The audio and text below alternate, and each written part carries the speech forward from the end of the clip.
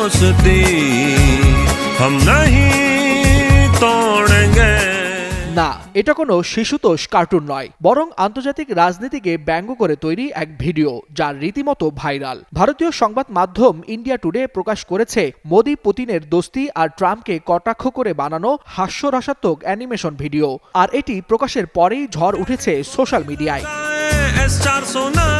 Cartoon ভিডিওটিতে দেখা যায় তেল উৎপাদন কেন্দ্রের মধ্য দিয়ে নরেন্দ্র মোদীর চালানো বাইকের পেছনে বসে আছেন রুশ প্রেসিডেন্ট ভ্লাদিমির পুতিন। কখনো আবার পুতিন চালাচ্ছেন আর পেছনে নরেন্দ্র মোদী। ব্যাকগ্রাউন্ডে বাজছে কিংবদন্তি হিন্দি গান ইয়ে দোস্তি হাম নেহি তেরেঙ্গে। দুজনে বাইক চালিয়ে যাচ্ছেন, পাশে দেখা যাচ্ছে ভারতের নিরাপত্তা নিশ্চিতে রুশ S-400 আকাশ প্রতিরক্ষা ব্যবস্থা মোতায়েন করা, যার মাধ্যমে ভিডিও নির্মাতা হয়তো কিছু কৌশলগত বার্তা দেওয়ার চেষ্টা করেছেন বলে মনে করছেন কার্টুন বিশ্লেষকরা।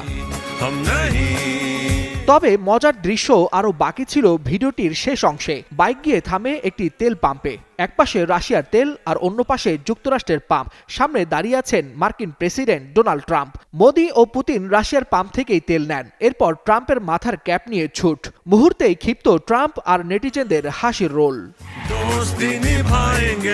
ভিডিওটি সামাজিক যোগাযোগ মাধ্যমে ভাইরাল হতেই শুরু হয় সমালোচনার ঝড়। কেউ এটিকে সাম্প্রতিক যুক্তরাষ্ট্র ভারত টানাপোড়েনের ব্যঙ্গচিত্র বলে মনে করছেন, কেউ বলছেন রাষ্ট্রপ্রধানকে জাতীয় গণমাধ্যমে কটাক্ষ করা কূটনৈতিকভাবে ঝুঁকিপূর্ণ। তবে হাস্যপ্রেমীরা এটিকে ভারতের মিম ডিপ্লোমেসি বলেই ঠাট্টা করছেন।